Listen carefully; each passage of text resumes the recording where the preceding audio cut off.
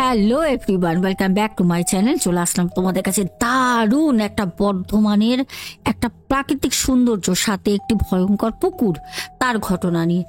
জিনিয়া রায় আজকের ঘটনাটা শেয়ার করে। সবাই সাথে থাকো, সবাইকে বলবো খুব মনোযোগ সহকারে ঘটনাগুলো শোনো। আর তোমাদের নাম আমি সববার ঘোষণা করবো, সাথে থাকতে হবে। কখন বলে দেবো কোনো ঠিক নেই, পুরো ঘটনাটা শুনতে হবে। আর বেশ ভয়ঙ্কর। জিনিয়া যেরম করে আমাকে ঘটনাটা শেয়ার করে, আমি তোমাদের ঠিক সেই রকম ভাবে আজকে ঘটনাটা তুলে ধরবো। আচ্ছা, সাথে কোনো আওয়াজ শুনতে পারো, কারণ আমাদের পেছনে প্রচুর গভীর জঙ্গল, সেগুলো আজকে কাটা হচ্ছে। তো চলো কন্টিনিউ করি।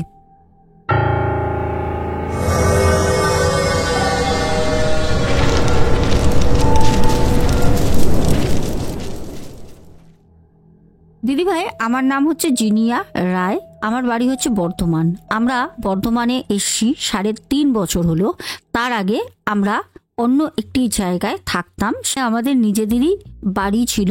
সেই বাড়িটা আমার বাবা বিক্রি করে দেয় কিছু পাড়ার স্থানীয় লোকের সমস্যার কারণে। আমরা সেই জায়গাটা বিক্রি করে দিয়ে আমরা বর্ধমানে বাড়ি করি। ঘটনাটা ঘটে হচ্ছে গত বছর দুর্গাপুজোর ঠিক 2 থেকে 2.5 মাস আগে। আমরা যেহেতু পরিবারের 3 জন মানুষ, আমি, আমার মা, আমার বাবা। আমাদের বর্ধমানের যে বাড়িতে ঘটনাটা ঘটে, সেই বাড়ি থেকেই আজকে আমি ঘটনাটা তোমাকে শেয়ার করছি। দোতলা বাড়ি, বাবা মা নিচের তলায় থাকেন, আমি ওপরে থাকি। ওপরে একটি ছোট্ট রুম আছে, যেই রুমটা আমার বেডরুম। সারাদিন আমি রুমে থাকলেও সন্ধ্যার পর মা বাবার সাথেই সময়টা কাটাই নিচের রুমে। আমার বাবা মা যখন বাড়িটা করেন, তখন বাবা বলেছিলেন, জিনিয়া তুমি উপরের রুমটায় থেকো না, নিচে থাকো। নিচে 3খানা রুম আছে, একটা মা বাবা থাকেন, একটা হচ্ছে ঠাকুর ঘর, আর একটা যে ঘরটা রয়েছে সেই ঘরটা আমার বাবা মা আমাকে থাকতে বলেন। আমি অনেক জেরাজুরি করে, বাড়ির একটি মাত্র মেয়ে, অধিকার তো আমার আছেই, আমি বললাম আমি উপরে রুমেই থাকবো। আমার বাবা মা নিচে 3টে রুম করেছেন, উপরে 3টে রুম। আর সব থেকে বড় কথা, আমার বাবা মনে মনে একটা জিনিস ভেবেই বাড়িটা করেছেন, সেটা হচ্ছে পরবর্তীকালে নয় নিচের 3টে রুম, না হলে উপরে 3টে রুম উনি ভাড়া দেবেন। এবার ঘটনায় যাই। একদিন আমার মা আমাকে বলেন, জিনিয়া সামনে পুজো আসছে, তখন 2 মাস বাকি পুজোর। বলেন তোমার আলমারিতে যেই যেই জামা কাপড় আছে পুরনো, পরো না, সেগুলো সব গুছিয়ে আমার হাতে দিও। আমি কোনো গরিব মানুষকে দিয়ে দেবো, কারণ পুজোর আর 2 মাস বাকি। নতুন নতুন প্রচুর জামা কাপড় তোমাকে আত্মীয় স্বজন দেবে উপহার, তারপর আমরাও তোমাকে কিনে দেবো। সেগুলো তোমাকে আলমারিতে গুছিয়ে রাখতে হবে, যার কারণে তোমার পুরনো জামা কাপড় যেগুলো ছোট হয়ে গেছে বা রং খারাপ হয়ে গেছে বা তুমি পরো না, সেগুলো আমাকে দিয়ে দিও। জিনিয়া সেরকমই একদিন সন্ধ্যাবেলা ওর দোতলার যে বেডরুম আছে সেখানে যায় ও জামা কাপড়গুলো আলমারি থেকে বের করার জন্য। জিনিয়া প্রথমেই আমাদের বলেছে, দর্শক বন্ধু তোমরা শুনেছ, যে সন্ধ্যার পর কিন্তু ও উপরের রুমে থাকে না। ও ওর বাবা মায়ের সাথে নিচের ঘরেই কিন্তু টিভি দেখে, সময় কাটায়, শুধু ঘুমাতে আসে রাতের বেলা ওপরে। জিনিয়ার ওপরের রুমে শুধু রয়েছে একটা খাট আর একটা আলমারি, আদার্স কিন্তু কোনো কিছু নেই, কারণ রুমটা অনেক ছোট। এবার জিনিয়ার মতো করে তোমাদের বলি। আমি একদিন ওপরের রুমে সন্ধ্যাবেলায় জামা কাপড়গুলো গোছাচ্ছি। কোনটা রাখবো, কোনটা মায়ের হাতে তুলে দেবো বুঝতে পারছি না, কারণ আমার প্রচুর জামার মধ্যে আমি অর্ধেকের বেশি জামা এখনো পরে কমপ্লিট করে উঠতে পারিনি। কারণ অনলাইনে প্রচুর জামা আমি কিনি, আর সত্যি কথা বলতে কিছু জামা আমার গায়ে হয়, কিছু জামা হয় না, সেগুলো আমি বাড়িতে কাউকে বলি না। আর জিনিয়া কিন্তু এটাও বলে যে জিনিয়া কিন্তু টিউশনিও পড়ায়, টিউশনি পড়ানোর টাকা দিয়ে কিন্তু জিনিয়া নিজের হাত খরচাও চালায়। আর ঘটনাটা বলি, আমি জামা কাপড় গোছাতে গোছাতে হঠাৎ করে খুব গরম লাগতে শুরু করে। তো গরম লাগছে দেখে আমি জানলাটা খুলে দিই, দোতলার আমার রুমের জানলাটা। যেই জানলাটা খুলে দিলে পারি পেছনের ধুধু প্রান্তর শুধু ধানের চাষ আর ওই যে একটা বড় পুকুর আছে, বাড়ির পেছনে বিশাল বড় পুকুর, পুকুরের পাশ থেকে সারি সারি শুধু তাল গাছ দেখা যায়। যেই দৃশ্যটা দিনের আলো থাকাকালীন খুবই ভালো লাগে, কিন্তু যখন রাত আসে, সন্ধ্যা নামে, তখন কিন্তু পরিবেশটা একদমই ভালো লাগে না। একা কেউ ওই পরিবেশে বসবাস করতে পারবে না, কারণ সন্ধ্যা নামতে নামতেই চারপাশে শুধু জোনাকি উড়ে বেড়ায় আর ঝিঝি পোকার শব্দ ছাড়া কিছু আওয়াজ পাওয়া যায় না। রোডের সাইডে বাড়িটা করা বলে কখনো কখনো হয়তো ভুস ভাস করে বাইক যাচ্ছে, আর কখনো ওই মোটর ইঞ্জিন ভ্যান, এছাড়া ওই রাস্তা দিয়ে বাস কিন্তু চলে না। জিনিয়া বলছে, এরকমই আমার একটা অভিজ্ঞতা আজকে আমি শেয়ার করছি। দর্শক বন্ধুরা, ঘটনাটা খুবই ভয়ঙ্কর। আমি তোমাদের বলবো, আজকে ঘটনাটা শুরু করার আগে, মূল কারণে যাওয়ার আগে, যারা খুব ভয় পাও রাতের বেলা, আমাকে অনেকেই কমেন্টে জানাও যে ওয়াশরুমে যেতে পারি না দিদিভাই, ঘটনা শুনে রাতে ঘুম হয়নি, তাদের বলবো তোমরা দিনের বেলা শোনো আজকের ঘটনাটা। এবার জিনিয়ার মতো করে বলি, আমি গরম লাগায় আমি জানলাটা খুলে দিই। জানলাটা খুলে জানলার সামনে দাঁড়ালাম, একটা দমকা হাওয়া ঘরে এসে আমার জানলা দিয়ে ঘরে প্রবেশ করলো। এটা স্বাভাবিক, কারণ ঘরটা যেহেতু অনেকই ছোট, বন্ধ ছিল দুপুর থেকেই সব।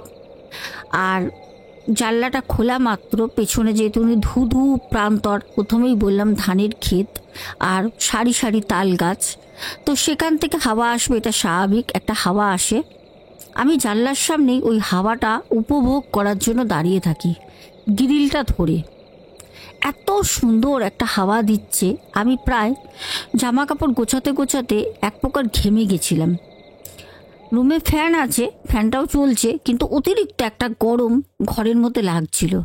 জিনিয়া লক্ষ্য করে জানলা দিয়ে মাঠের ওপর একজন কেউ হাঁটছে। তখন প্রায় আনুমানিক 7:30 8টার মধ্যে সময়টা, রাত। বলছে, আমি দেখছি বেশ পূর্ণিমার আলোতে, বেশ চারপাশটা আলোকিত চাঁদের আলোয়। আমি অনেক করে লক্ষ্য করলাম একজন লোক রয়েছে, যিনি কিছু একটা মাঠের মধ্যে করছেন। তো আমি জানলা দিয়ে দাঁড়িয়ে দাঁড়িয়ে দেখতে দেখতে লক্ষ্য করি, সেই যে লোকটি মাঠের মধ্যে ঘুরছেন, ওই লোকটি কিছু তো একটা করছেন ধানের ক্ষেতে। আবার আমি মনে মনে ভাবলাম, হতে পারে উনি মাঠে এসেছিলেন, ওনারই হয়তো চাষের জমি। তো জিনিয়া কিছু একটা লক্ষ্য করে বলে, আমি ঘরের লাইটটা বন্ধ করে দিলাম।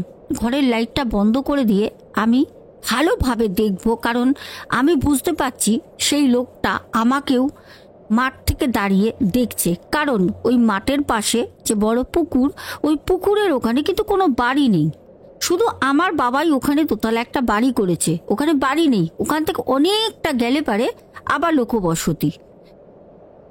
জিনিয়া বলছে, দিদি ভাই, আমি যখন লাইট অফ করে আসি, এসে আমি দেখলাম লোকটা সেই মাঠ থেকে হেঁটে হেঁটে আমাদের বাড়ির পেছনে যে পুকুর, পুকুরের দিকে আসছে হেঁটে হেঁটে। আমি অনেকক্ষণ ধরে জানলার পাশে দাঁড়িয়ে দেখছি, কারণ আমি জানি যেহেতু আমার রুমের লাইটটা অফ করা আছে, সেই যে লোকটি মাঠে রয়েছে উনি আমাকে দেখতে পাচ্ছেন না। কি করছে আমি ওনার বিষয়টা দেখার বা বোঝার চেষ্টা করছি। দেখলাম লোকটি হাঁটতে হাঁটতে হাঁটতে হাঁটতে আসলো পুকুরের কাছে। তারপর দেখলাম উনি পুকুরে নেমে গেলেন। আমি ভাবলাম হয়তো লোকটি এই ধানের মাঠে কোনো চাষ করছিলেন, কিছু তো করছিলেন, হয়তো স্নান টান করে বাড়ি যাবেন, হয়তো গ্রামের কোনো মানুষ হবে, কেন আমাদের বাড়ির দু সাইডে বিশাল বড় গ্রাম আছে। গ্রামের বাড়িতে হয়তো যাবেন, ওনাদেরই হয়তো জমি। আমি জানলার সামনে দাঁড়িয়ে অনেকক্ষণ ধরে লোকটাকে দেখছি। দেখলাম লোকটা পুকুরের মধ্যে নেমে গেল। তারপর যেরকমভাবে লোকে স্নান করে, আমি দেখছি জলটা নড়ছে, সেটা কিন্তু টোটালি ওই চাঁদের আলো, পূর্ণিমার আলো, বেশ আলোকিত। আমি ওতেই দেখছি। একটা সময় দেখলাম লোকটা পুকুর থেকে আর উঠলো না, লোকটা কোথাও যেন পুকুরের মধ্যে হারিয়ে গেল। আমি অনেকক্ষণ ধরে দাঁড়িয়ে দেখছি আর আমার প্রচণ্ড গরম লাগছে, শরীর খারাপ লাগছে। আমি ভাবলাম এ কি, লোকটা গেল কোথায়? এত বড় পুকুর, আর আমাদের বাড়ির থেকে দোতলা থেকে আমার রুমটা দিয়ে বেসিক্যালি পুরো পুকুর দেখা যায়। ও যেখান থেকে উঠুক আমি দেখতে পারবো। আমি ভাবলাম আরে লোকটা কি ডুবে গেল? লোকটা তো এখনো উঠলো না। আমি প্রায় জানলার সামনে ঘন্টা খানিক গ্রিল ধরে দাঁড়িয়েই আছি, লোকটা কিন্তু উঠলো না। আমি সাথে সাথে সিঁড়ি দিয়ে দৌড়াতে দৌড়াতে নাবি। বাবা মা টিভি দেখছিল। বাবাকে বললাম, বাবা একটা জিনিস দেখেছি বাবা, তুমি আমার সাথে একটু বাইরে বেরোও তো। বাবা বলল, কেন এখন বাইরে বেরোবো? কোথায় যাব? গাড়ি বের করতে হবে। আমি বললাম, না না গাড়ি বের করতে হবে না, তুমি চলো না বাড়ির পেছনে। বাবার সাথে সাথে উঠে বাবা বললো, চল কি হয়েছে? বাবা যখন আমার সাথে আসছে, বাবাকে বললাম, বাবা একটা লোককে আমি দেখলাম জানো তো, উপরে গরম লাগছিল, জানলাটা খুলি, মা তো খুলতে বারণ করেছে মশা টশা ঢোকে বলে। জানলাটা খুলতে আমি দেখলাম একজন মাঠের মধ্যে কোনো কাজ করছিল, মনে হয় কোনো চাষি কাকু হবে। জানো তো মা, বাবা জানো তো বাবা, সে না পুকুরে ডুবে গেছে। বাবা বলছে, কি কথা বলছিস, পুকুরে ডুবে গেছে? আর সত্যি কথা বলতে চাষিপুষি মানুষ, তারা তো পুকুরে ডুববে না তো সহজে। সে নিশ্চয়ই আজকে যখন পুকুরে গেছে তার মানে সে নিশ্চয়ই স্নান টান করে পুকুরে। আমি বললাম, বাবা বিশ্বাস করো সে কিন্তু ওঠেনি।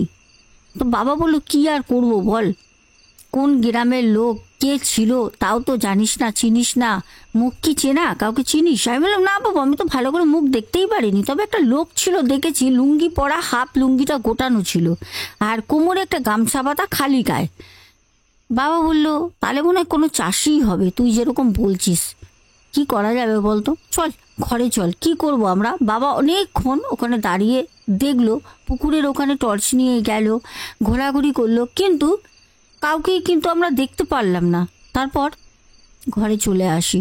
আসার পর রাত্রেবেলা খাওয়া দাওয়া করলাম। মা ডিমের ঝোল, ভাত আর ওই ঢেঁড়স ভাজা করেছিল, খেয়ে আমি শুতে গেলাম।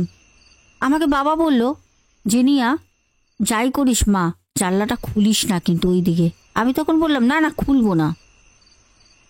কিন্তু আমার বাবা মা যে আমাকে জানলা খুলতে সন্ধ্যের পর না করতো, আমি এতদিন শুধু ভাবতাম হয়তো মশার কারণে বা কোনো রকম কোনো পোকামাকড় ঢুকে যাওয়ার ভয় থাকতে পারে, কারণ যেহেতু মাঠের ওপর বাড়ি তো ওখানে তো লোকবসতি নেই। কিন্তু বাবা সেদিনকে এরকম করে বলল, যাই হয়ে যায় জানলাটা খুলিস না। আমার কোথাও গিয়ে একটা ভয় ভয় মনে কাজ করতে শুরু করলো। আমি রুমে গেলাম, গিয়ে চুপচাপ শুয়ে পড়লাম, ভেতর দিয়ে গেটটা লক করে। শুয়েই কি ঘুম কখনো হয়? আমি শুয়ে শুয়ে নিজের মতো ফোন ঘাঁটছি, হোয়াটসঅ্যাপে বন্ধুদের সাথে কথা বলছি। হঠাৎ করে একটা আর্তনাদ আমার কানে আসলো। আমি জানি না আমার বাবা আমার মা শুনেছেন কিনা, কি ওনারা ঘুমাচ্ছেন। আমি সাথে সাথে ফোনে দেখলাম তখন বাজে 12:17। আমি ভাবলাম কে চিৎকার করলো এরকম করে, মনে হলো যেন কেউ কোনো জায়গায় পড়ে গেল। আচমকা যেতে যেতে যদি অন্ধকারে কেউ পড়ে যায়, একটা যেরকম চিৎকার করে ঠিক ওরকম একটা গলা, কিন্তু সেটা পুরুষ কণ্ঠ। আমি ভাবলাম ও রাস্তা দিয়ে হয়তো কেউ যাচ্ছে, হয়তো চিৎকার করেছে বা কোনো কারণ। সেটা আমি একদম উড়িয়ে দিয়ে আবার ফোন ঘাঁটছি, কোনো মতে চোখে ঘুম আসছে না। শুধু মনে মনে ভাবছি সন্ধ্যাবেলা যেটা দেখলাম লোকটা কোথা দিয়ে উঠলো, নিশ্চয়ই লোকটা বাড়ি চলে গেছে, হয়তো গ্রামের লোক, আমি হয়তো দেখিনি, কোনো সময় উঠে চলে গেছে, অন্ধকার তো। নানা রকমভাবে ফোন ঘাঁটতে ঘাঁটতে মনকে কিন্তু একটাই বোঝাচ্ছি, কোন সময় চোখে ঘুম আসে আমি জানি না, ঘুমিয়ে পড়ি। সকালবেলা কিছু লোক আমাদের বাড়িতে আসে, তখনও আমরা সবাই ঘুমাচ্ছি, একদম ভোরবেলা। জিনিয়া বলে, দিদি ভাই আমার একটা স্বভাব আছে, সকালবেলা ঘুম থেকে উঠেই আমি ভোরবেলা ছাদে যাই। ছাদে গিয়ে আমি না ওই সবুজ ধানের মাঠ আর ওই সারি সারি তাল গাছ পুকুরের পাড়ে সেগুলোর দিকে তাকিয়ে থাকি। কারণ এটা আমিও করি, দর্শক বন্ধু তোমাদেরও বলে দিচ্ছি, আশা করি তোমরা জানো। সকালবেলা ঘুম থেকে উঠেই জানলা খুলে বা ঘর থেকে বেরিয়ে বা তোমাদের ব্যালকনিতে যদি সবুজ গাছ দেখো, সবুজ গাছপালা, চোখের কিন্তু শক্তি বাড়ে, চোখের জ্যোতি বাড়ে। জিনিয়াও সেম কথাই বলেছে, ও প্রত্যেক দিন তাই করে। জিনিয়া বলছে, আমি সেদিনকে সকালবেলা দিদিভাই উঠতে পারিনি, আমি শুয়ে পড়ি, অনেক রাত হয়তো ঘুমাচ্ছি। হঠাৎ করে বাড়ির চারপাশে অনেক লোকজনের আওয়াজ শুনতে পাচ্ছি, কেউ যেন আমার বাবাকে মাকে ডাকছে, বৌদি, দাদা, বাড়িতে কেউ আছেন, দরজাটা খোলেন না, আপনারা কি এখনো ঘুমাচ্ছেন, ও দাদা করে ডাকছে। আমি জানি না আমার বাবা মা উঠেছে কিনা, কিন্তু আমার ঘুমটা ভেঙে যায়। আমি সাথে সাথে নিচে গেলাম, গিয়ে দেখলাম আমার মা উঠেছে, আমার বাবা উঠেছেন, তো এখনো পর্যন্ত দরজা খোলেননি। তারপর আমার বাবা বলল, তুই উপর থেকে কিছু দেখেছিস, ছাদে ঘুরছিলিস? আমি বললাম, না বাবা, আমি তো ওই লোকজনের গলার আওয়াজ শুনে আসলাম, আমি আজকে ঘুমিয়ে পড়েছি, উঠতে পারিনি, অনেক রাত হয়েছে। বাবা বলল, আচ্ছা দেখি, তোরা কেউ বাইরে আসিস না, দেখি গ্রামের মনে হয় লোক এসছে কোনো দরকারে, কি ব্যাপার, পুজোর চাঁদা থাদা নেবে নাকি? আমার মা বললো, আহা, এত সকালবেলা কেউ পুজোর চাঁদা নেয়, 6টা বাজিনি এখনো, তুমিও কিরম কথা বলো মূর্খের মতো। বাবা উঠে, হালকা হালকা ঠান্ডা আমাদের দিকে তখন পড়ে গেছে, তো চাদর একটা হালকা মুড়িয়ে গায়ে বাবা ঘরের গেট খুলে বাইরে বেরিয়ে, গ্রিলের গেট খুলে, সদর গেট, আমাদের বাড়িটা তো পুরো মাঠের মধ্যে, সেই জন্য পুরো ঘেরা, বাইরে বিশাল বড় পাঁচিল দিয়ে সেই গেট, বাবা গিয়ে সেই গেটের দরজাটা তালা খোলে, খুলতে দেখলো 7-8 জন লোক, গ্রামের লোক, তারা এসছে। আমার বাবা বলল, কি ব্যাপার বলুন তো? তখন তারা বলল যে, দাদা, এরকম আমাদের একজনকে পাওয়া যাচ্ছে না, আপনারা কি দেখেছেন? তার এই আপনাদের বাড়ির পেছনে তার চাষের জমি আছে, ধান চাষ করেছে কয়েক বিঘা জমি, তাদের ভাইয়ে ভাইয়ে কদিন ধরে খুব ঝামেলা চলছিল, পারিবারিক অশান্তি। এবার আমরা ভাবছি যে রাতের বেলা কোনো চিৎকার টিৎকার শুনেছেন কি না, এরম আমাদের কেন হয় যে সম্পত্তি নিয়ে ঝগড়া, যদি একজনকে মার্ডার করে দেয় তাহলে আর একজনের হয়ে যাবে, 2 ভাইয়ের মধ্যে ঝামেলা, আপনারা কি কোনো আওয়াজ শুনেছেন বা কিছু কি টের পেয়েছেন? আমার বাবা বলল যে, না তো দাদা, আমরা তো বাড়ির মধ্যেই ছিলাম, কিন্তু এরকম তো কোনো কিছু আমরা টের পাইনি। তখন তারা বলল, ঠিক আছে দাদা, কোনো ব্যাপার না, বলে যখন তারা ফিরে চলে যাচ্ছে, তখন আমার বাবা ওনাদেরকে ডাকে, বলে, দাদা শোনেন, আচ্ছা, উনি কি পড়েছিল বলেন তো, উনি কি মাঠে এসেছিল আপনারা জানেন? তখন ওনার বাড়ির পাশের কয়েকজন লোক বলল যে, হ্যাঁ হ্যাঁ, উনি গামছা একটা কোমরে বাঁধা ছিল আর নীল রঙের চেক একটা লুঙ্গি পরেছিল, খালি গায়ে, উনি এরমভাবেই মাঠে আসে, সচরাচর আমরা দেখেছি, কালকে হয়তো ওরকমই এসছিল। তখন আমি ছুটে গেলাম, গিয়ে বললাম, আঙ্কেল, কালকে আমি এরকম একটা লোককে দেখেছি। আমার বাবা সাথে সাথে বলল, কি হলো, তোমাকে বলেছিলাম না ঘর দিয়ে বেরোবে না? তখন গ্রামের লোক সবাই আমার বাবাকে বলল, মনে হয় আপনার মেয়ে কোনো কিছু জানে, ওকে বলতে দিন দাদা, বলতে দিন, আমাদের বাড়ির পাশে থাকে সেই চাষি ভাই, ওকে পাওয়া যাচ্ছে না, কি ব্যাপার একটু বলতে দিন। তখন আমাকে সবাই বলল, তুমি বলো মা, তুমি বলো কি দেখেছো?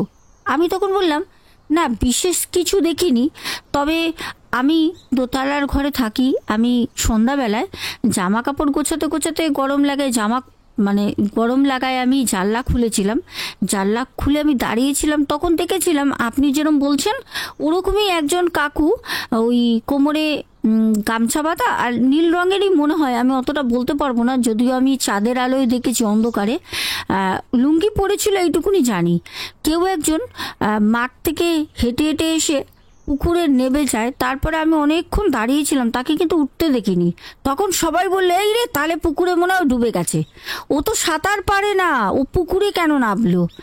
আমরা কিছুই জানি না, আমরা তখন সবাই ছাদে উঠলাম, কারণ ছাদ থেকে ভালো দেখা যাবে।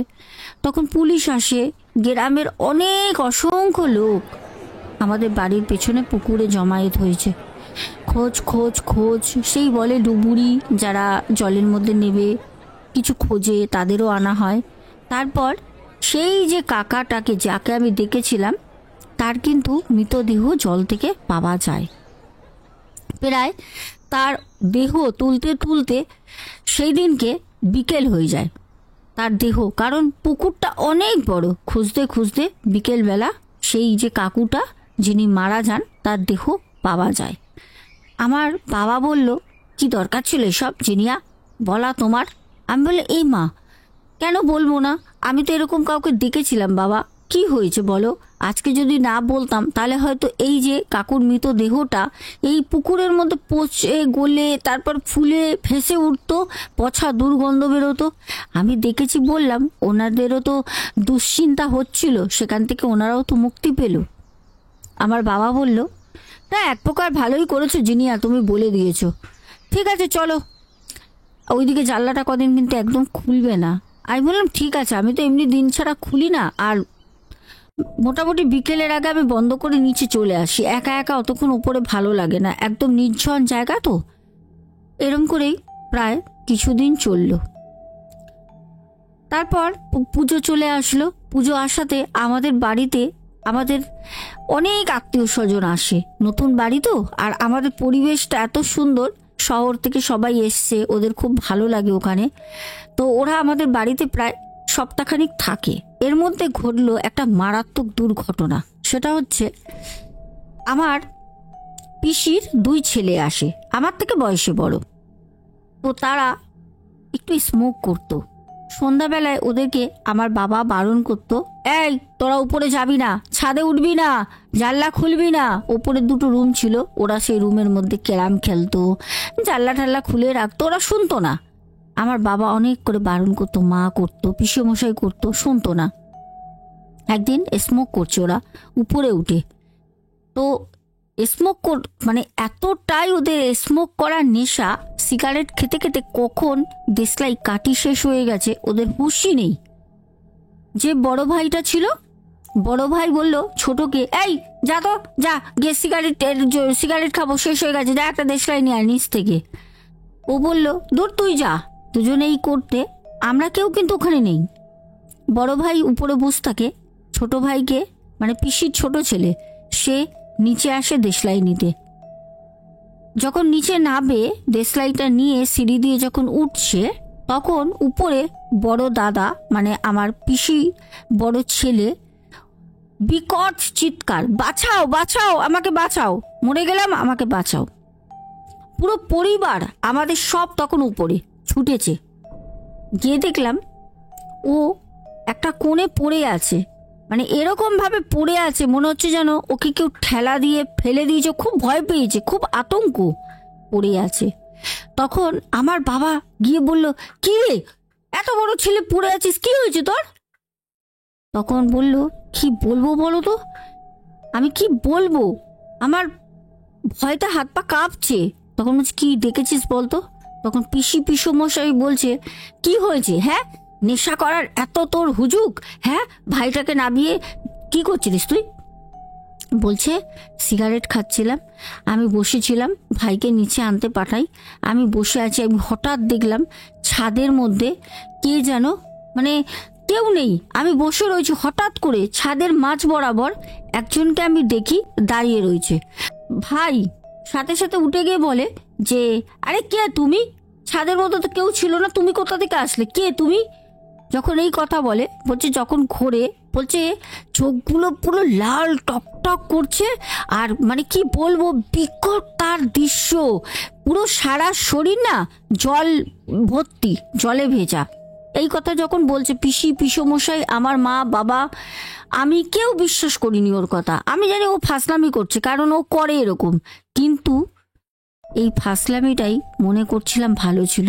জাস্ট কিছুক্ষণ পর দেখলাম যে না, এটা সত্যি কথা, কারণ ওখানে কোনো রকম ছাদে জলের বোতল নেই, তাহলে ওখানে জল আর পায়ের ছাপ, একটা মানুষ যদি ভিজা গায়ে দাঁড়িয়ে থাকে যেরকমভাবে জলের ফোঁটা পড়ে আর পায়ের ছাপ, সেটা কোথা থেকে আসলো? আমার পিসির বড় ছেলে রীতিমতো কাঁদছে, বলছে, দেখো তোমরা বিশ্বাস করছো না তো, এই জলের পরিষ্কার এই যে ছাপ আর পায়ের ছাপ, এইটা কোথা থেকে এলো? এখানে তো কোনো জলের বোতল নেই, আর ওপরে কোনো আমাদের জলের কলও করা নেই, তাহলে এইটা কোথা থেকে আসলো? আমার বাবা সাথে সাথে ধরে নিচে নিয়ে আসো ওকে। আমার বাবা বলল, আমি কালকে কোনো তান্ত্রিক নিয়ে আসবো, বাড়ি যদি বন্ধন করতে পারি ভালো, নালে বাড়ি বিক্রি করব। তারপর যেটা জিনিয়া জানায়, বলে, দিদি ভাই অ্যাকচুয়ালি ওই বাড়িটা না একতলা ছিল, আমার বাবা বাড়িটা কেনে দোতলাটা কমপ্লিট করে। আর যখন বাড়িটা যার কাছে কিনেছিল তখন তারা বলেছিল যে এই বাড়িটা আপনি কিনছেন কিন্তু এই বাড়িতে আপনি ভোগ করতে পারবেন না, কারণ এই পুকুরে নাকি বহু মানুষ আগে সুসাইড করেছে, ডুবে মারা গেছে। তাদের নাকি আত্মা সবসময় না কিন্তু কখনো কখনো তিথি নক্ষত্রে নাকি ওই বাড়ির ছাদে তাণ্ডব করে, থাকতে পারে না। জিনিয়া বলে দিদি ভাই তুমি বিশ্বাস করবে না, আমি ওই লোকটাকে দেখেছিলাম, লোকটা কি করে মারা গেছে কি আদৌ সেই লোকটার আত্মা নাকি আমি জানি না, কিন্তু ছাদে এরকম শব্দ, আমি দোতলায় যখন শুতাম তখন কিন্তু ছাদে আমিও এরকম শব্দ বহুবার শুনেছি, ধাপ ধাপ ধাপ ধাপ করে কেউ যেন লাফাচ্ছে, যেরকম লাফ দড়ি খেললে লাফায় ওরকম মনে হতো যেন আমি যে রুমে রয়েছি আমার রুমের ওপরেই ছাদে সে লাফাচ্ছে। অনেক সময় না মনে হতো যেন ওই মাটির যে টব হয় ফুল গাছ লাগায়, আমার তো বাগান করা ছিল ছাদে, ওই টব মনে হতো কেউ ধরে ধরে না নাড়াচ্ছে বা ঘ্যার ঘ্যার করে টেনে নিয়ে যাচ্ছে, এরকম শব্দ বহুবার জিনিয়া পেয়েছে। তারপর আমার বাবা কিন্তু সেই বাড়িটা বিক্রি করে দেয়। জিনিয়া এটাও জানায় অনেক কষ্টে অনেক লসে আমার বাবা বাড়িটা বিক্রি করে দেয়, অনেকটা আমারই বাড়ির ঘটনার মতো সত্যি। যাই হোক প্রিয় দর্শক বন্ধুরা, এবার তোমাদের নামগুলো ঘোষণা করব। ঘটনাটা কিন্তু বেশ বেশ এই গ্রাম বাংলার ঘটনাগুলো আমার তো চমৎকার লাগে, সত্যি একটা মাটির গন্ধ পাওয়া যায়। যাই হোক তোমাদের কেমন লাগলো কমেন্টে বলো, নামগুলো তোমাদের জানিয়ে দিই। বৃষ্টি বিন্দাস লাইভ। বৃষ্টি কিন্তু প্রত্যেকদিন মনে হয় প্রথমই ওর নামটা বলা হয়, কারণ ও কমেন্ট করে এত, আমি তোমাদের বলেছি যে তোমরা টপ কমেন্টে থাকবে, এরকম ভাবে কিন্তু বৃষ্টি কমেন্ট করে আমি জানি। তো চলো নামগুলো বলি। সুখদেব পাঞ্চাল, নৌওয়ান ভাই, বর্ণালী কর্মকার, শেখরনাথ শেখর আচ্ছা বনানী কর্মকার দিদিভাই ব্যারাকপুর থেকে বলেছে যে সোনামা তুমি তো আমার নাম বলো, আর আমার পাশে কিন্তু আমার হাজব্যান্ড বসে থাকেন, ঘটনা শোনেন, তো আমার হাজব্যান্ডও বলে যে আমারও নামটা বললে আমি খুব খুশি হব। অবশ্যই বলবো দিদিভাই, আজকে দাদা ভাইয়ের নামটাও বলে দিচ্ছি, শেখরনাথ কর্মকার। আর একটাই কথা বলবো, খুব ভালো থেকো তোমরা, হাসি খুশি থেকো, ঠিক আছে? তো এবার চলো নামগুলো কন্টিনিউ করি। তনু নন্দী, তনুর নাম হচ্ছে মামুনি ঘোষ, পিঙ্কি দেবনাথ, পূজা যাদব, প্রসেনজিৎ চ্যাটার্জি, সুদীপ্ত দি, স্বপন হালদার, মৌয়া পাল, বর্ষা সরকার, টিনা আচারিয়া, পম্পা দত্ত, রিয়া দেবনাথ, শ্বেতা বিশ্বাস, শম্পা বাজাল। দিদিভাই তোমাকে অনেক অনেক ভালোবাসা দিদিভাই, আমাকে শুধু ভালোবাসা লাভ লাভ লাভ লাভ পাঠান, খুব ভালো লাগে। দেবস্মিতা চক্রবর্তী, কিশোর বিশ্বাস, ভাস্কর অধিকারী, সঙ্গীতা ব্যানার্জি, রাজীব জাসওয়াল, রীতা দে, সুপর্ণা, সুমনা ভট্টাচার্য, নেহা মাইতি, পিঙ্কি খাতুন, সুজাতা দাস, পিন্টু ঘোষ। আচ্ছা পিঙ্কি খাতুন দেগঙ্গা থেকে উনি শোনেন, উনি বলেছেন দিদিভাই জায়গাটার নামও বলে দিলাম কিন্তু Pinki, okay. Kalipada Biswas, Shiner Subir, Panther Gaming YT, Debashis Bhattacharya, Moumita Das, Rupa De, Shweta Biswas, Barnali কর্মকার, সুমন রায়, পিয়ালি ভারদ্বাজ, শিল্পী। আচ্ছা কারোর নাম কি দুবার বলেছি? অবশ্যই কমেন্ট করবে, মনে হচ্ছে একটা নাম আমি দুবার বলে দিয়েছি। যাই হোক কোনো ব্যাপার না, তোমরা আমাকে এরম করে কমেন্ট করতে থাকো। আর যাদের নাম বাদ চলে গেল, আগামীকাল ঠিক রাত 10:30টায় আসছি।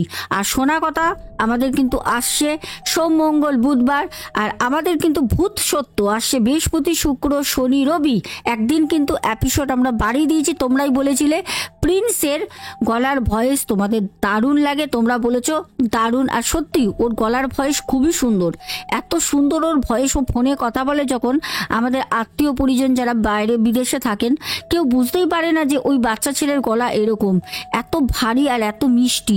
যাই হোক আজকে আসবো, সবাই খুব ভালো থেকো, এখনের মতো টাটা, গুড নাইট।